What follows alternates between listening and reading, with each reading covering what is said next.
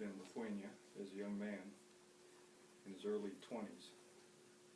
And at that time, Russia was controlling Lithuania. And one thing that the Russians like to do was to break up the family. And they would break up family and they would take away the religion. And so what they would do is take the young men and send them out to Siberia for 17 years away from the families. And so great-great-grandpa Kopek, his name was John Kopek, Kupuchis, that's how they said in Lithuania. So he got word that he was going to be sent to Siberia. He was very, very unhappy, very sad. And he also played the accordion.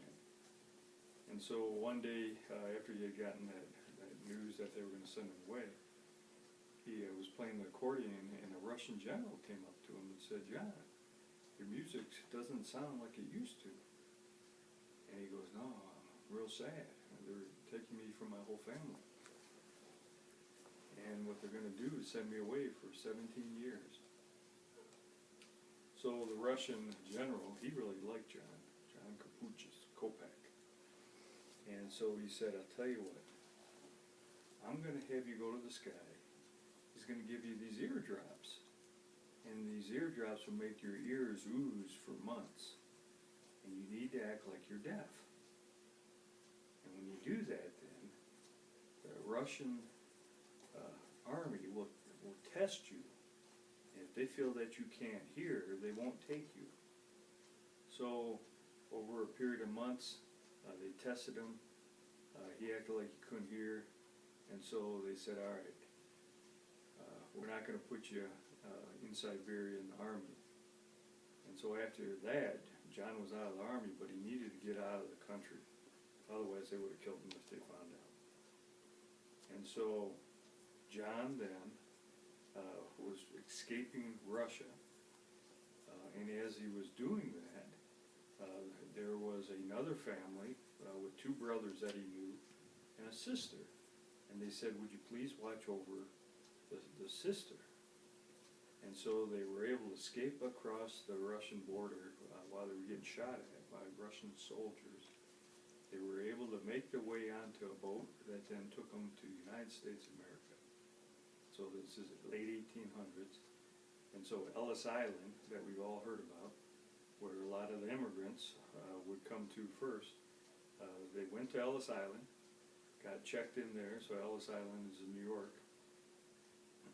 But you had to have $10, otherwise they wouldn't release you from New York.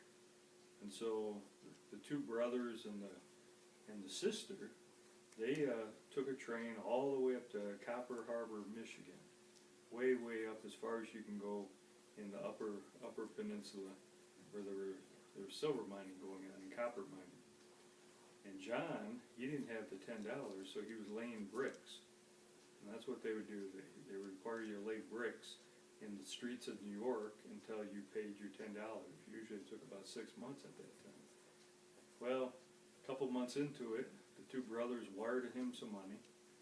He was able to get on a train, leave New York, and he went all the way up to Copper Harbor, Michigan, way up in the upper peninsula of Michigan. He worked in the mines, and as the last IUS made it more Americanized, Kopach, K-O-P-A-C-H. Wait, how would you spell it with capuchas? IUS. Kupuchis, I-U-S. Right.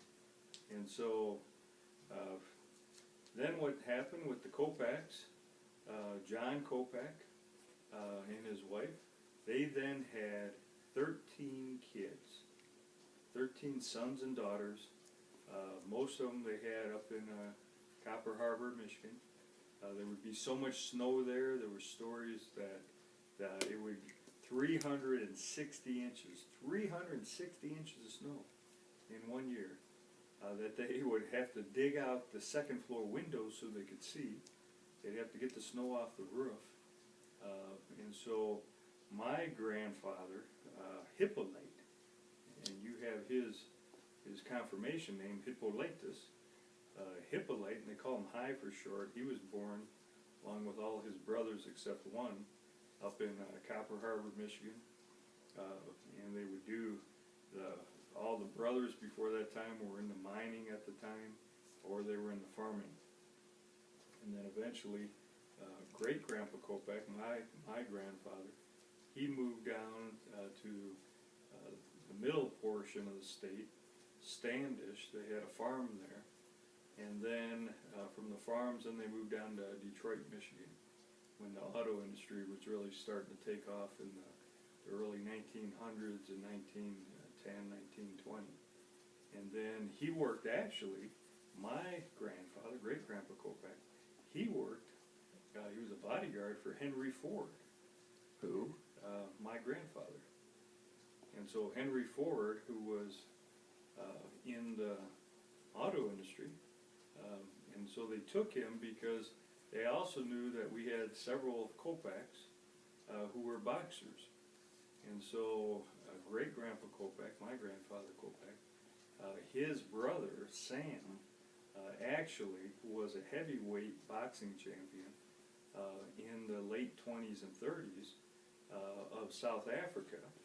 He boxed several times at Madison Square Garden in New York, and then if you look up all his history, but he changed his name for some reason when he was up at Calumet, or Copper Harbor, Michigan, because what happened there, when they were introducing all the kids in school, they just called him Woods, and he never said anything, and so 3 of the brothers just took Woods instead of clarifying and correcting and saying, no, it's Kopak.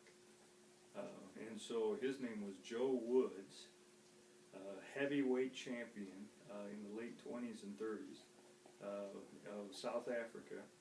And then 3 other brothers, including great Grandpa Kopak, your great Grandpa Kopak, my grandfather, they were all boxers. They had big, big, big hands.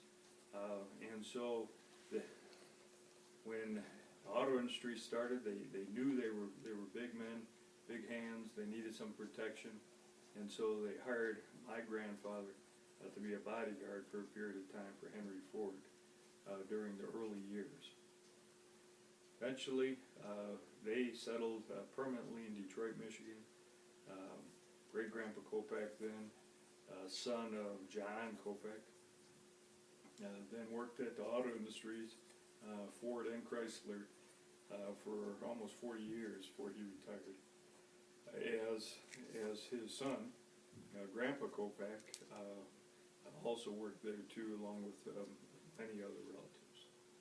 So that's kind of the story of great great Grandpa Kopak coming from Russia. Would our life be the same if great Grandpa Kopak didn't do what he did? He may have never met his wife, and we may never have been here, because Grandpa Kopak then, he had 2 sons, myself and Scott, and then I've been blessed to have you as my son.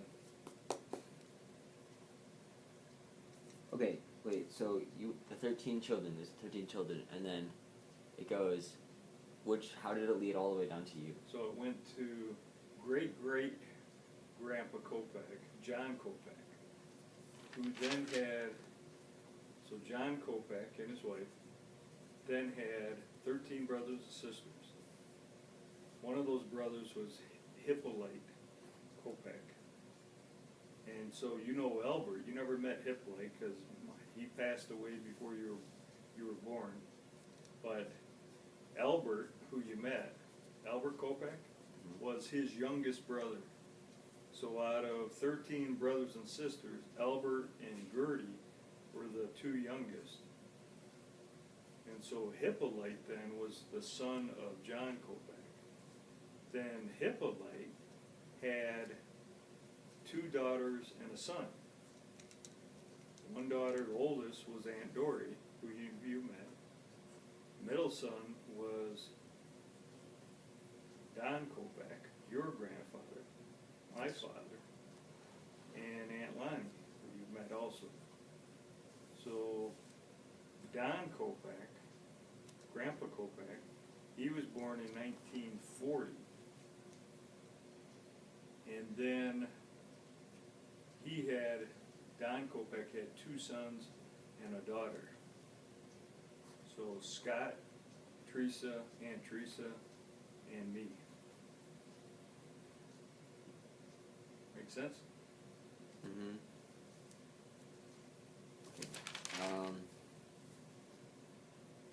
Would you do the same of what great grandma Kopak did for our family? Definitely. I would, I've always said family is the most important thing. And I would do anything to keep our family together and protect it, watch over it,